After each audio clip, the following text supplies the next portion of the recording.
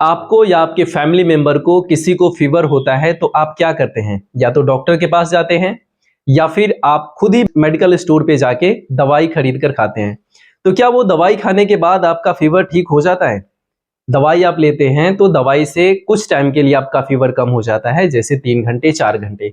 फिर आपको दोबारा से दवाई खानी पड़ती है और ऐसा आपको कई कई दिन करना पड़ता है। कई बार आप 3 से 4 दिन में ठीक होते हैं, कई बार 10 दिन लग जाता है, कई बार महीनों लग जाता है। लेकिन उसके साइड इफेक्ट भी बहुत सारा है। जैसे मान के चलिए पैरासीटामोल की अगर बात करें, अगर आपको फीवर होता है, आपने पैरासीटामोल खा ली, लेकिन आप पैरासीटामोल के बारे में आप जानेंगे तो आपको आश्चर्य होगा कि ये दवाई दुनिया की सबसे खतरनाक मेडिसिन में से एक है। आप इसी वक्त गूगल पे सर्च कीजिए दुनिया के सबसे खतरनाक मेडिसिन, सबसे डेंजरस मेडिसिन, आप देखेंगे पैरासीटामोल का नाम सबसे ऊपर आता है। तो ये दवाई अगर नहीं खाना है तो आपको क्या करना है, वही मैं आपको आज बताने वाला हूं कि आप घर पे फीवर को कैसे ठीक कर सकते हैं और बहुत ही आसानी से।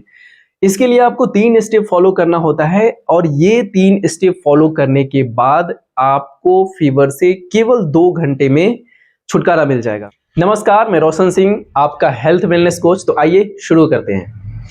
ये जो आप देख रहे हैं, बुखार के लिए ये 3 स्टेप फॉलो करना होता है, जिसमें फर्स्ट स्टेप आप देख रहे हैं lower leg hot water immersion lavender oil के साथ करना है।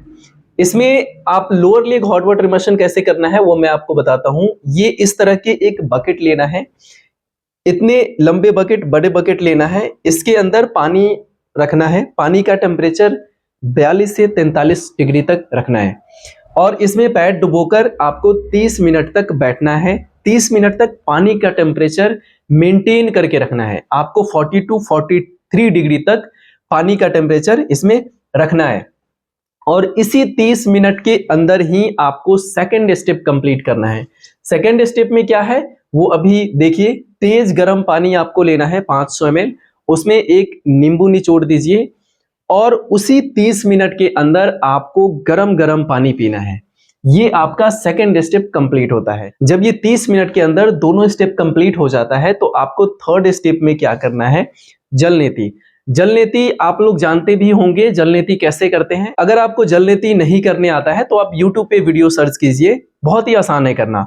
देखिए, जल नीति करने के लिए आपको इस तरह का पोट लेना है। इसमें आपको पानी भरना है और पानी का टेम्परेचर आपको 40 डिग्री के आसपास रखना है। उसमें सेंधा नमक मिलाइए और ये जल नीति आप कीजिए। ये तीनों स्टेप आपका 35 से 40 मिनट में कंप्लीट हो जाता है। तो ये 3 स्टेप कंप्लीट करने के बाद आपको कुछ नहीं करना है, आप आराम कीजिए। आप देखेंगे कि 2 घंटे के अंदर ही, केवल 2 घंटे के अंदर आपका फीवर डाउन हो जाएगा और वो फीवर डाउन होगा तो फिर दोबारा वो फीवर चढ़ेगा नहीं। जैसे आप पैरासीटामोल खाते हैं, दवाई खाने के बाद आप 3 से 4 घंटे के बाद दोबारा फीवर आता है और दोबारा से आपको दवाई खानी पड़ती है और उसके लिए आपको कई सारे साइड इफेक्ट का भी सामना करना पड़ता है। आपने पैरासीटामोल दवाई ली, उसकी वजह से अभी तो आपको फीवर ही था, उसके बाद आपके बॉडी में पेन हो जाएगा, नोजिया हो जाएगा, वोमिटिंग हो जाएगा।